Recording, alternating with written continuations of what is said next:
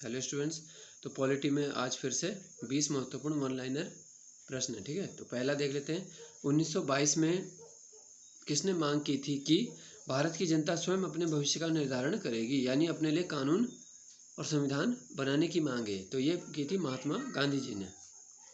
इसके बाद है आज़ादी के बाद संविधान सभा की पहली बैठक कब हुई। तो आज़ादी के बाद देखो पूछा जा रहा है, तो यहाँ पे प्रश्न को ध्यान से पढ़ेंगे।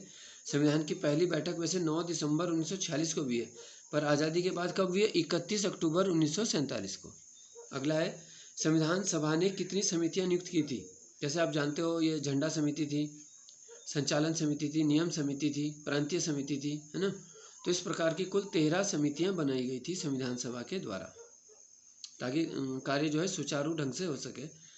नेक्स्ट है प्रारूप समिति की नियुक्ति कब हुई। ड्राफ्ट कमेटी बोलते हैं जिसको, जिसके अध्यक्ष थे डॉक्टर भीमराव जी अम्बेडकर। तो 29 अगस्त 1947, ये डेट ध्यान रखेंगे, सभी नोट कर लें इसको। अगला है 1947 में कांग्रेस के अध्यक्ष कौन थे। जब देश आज़ाद हुआ तो JB कृपलानी थे। ठीक है। नेक्स्ट है ब्रिटिश सम्राट का प्रतिनिधि भारत में कौन होता था। तो ये गवर्नर जनरल या वायसराय होता था, है ना। तो जब भारत गुलाम था तो उस समय गवर्नर जनरल या वायसराय का ही शासन होता था, और ये ब्रिटिश सम्राट के प्रतिनिधि के रूप में ही कार्य करता था। अगला है भारत के नागरिकों को कितने प्रकार की नागरिकता प्राप्त है। तो एक नागरिकता है, केवल एकल नागरिकता बोलते हैं, है ना। तो जैसे अमेरिका में देखो, तो वहाँ पे हर राज्य की अलग नागरिकता है, लेकिन हमारे यहाँ ऐसा नहीं है कि कोई उत्तराखंड का नागरिक है, यूपी का नागरिक है। तो हम केवल क्या है, भारत के नागरिक हैं। ठीक है। अगला प्रश्न है सशस्त्र बलों के सदस्यों की कुछ मौलिक अधिकारों से वंचित रखने का निर्णय कौन ले सकता है। संसद ले सकती है केवल, है ना। जो डिफेंस पर्सन है उनके कुछ मौलिक अधिकारों में कटौती की जाती है, ये अधिकार केवल संसद के पास है।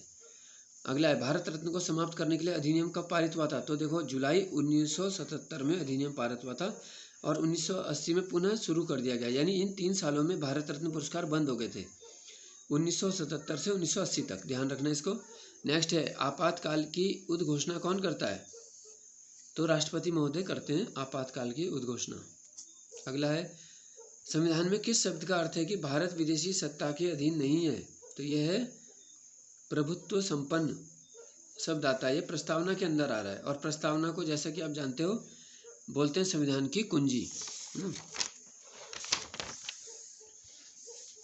अगला देखो, ये 12वां प्रश्न है प्रेस की स्वतंत्रता किस अनुच्छेद में। तो यह है 19(1) और ब्रैकेट में A आ जाएगा, जिसके अंदर वाक और अभिव्यक्ति की आज़ादी है, उसी के अंदर ही दे रखा है प्रेस की आज़ादी को।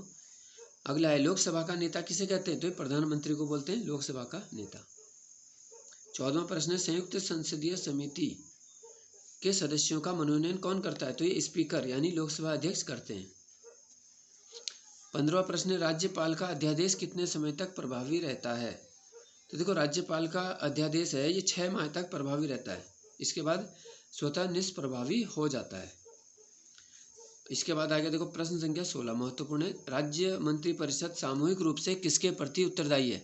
तो विधानसभा के प्रति उत्तरदायी होती है।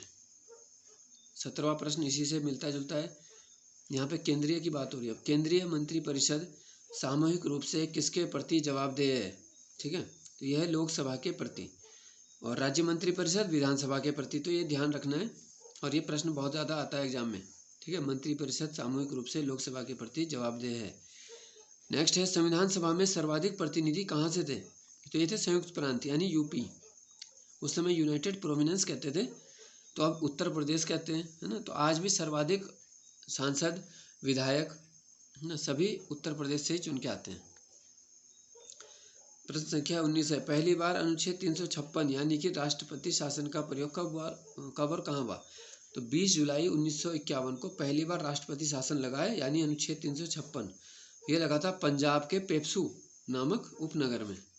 ठीक है, और आज का लास्ट क्वेश्चन है 20वां भारत के पहले उप प्रधानमंत्री कौन थे। तो ये थे सरदार वल्लभ भाई पटेल। ठीक है, धन्यवाद।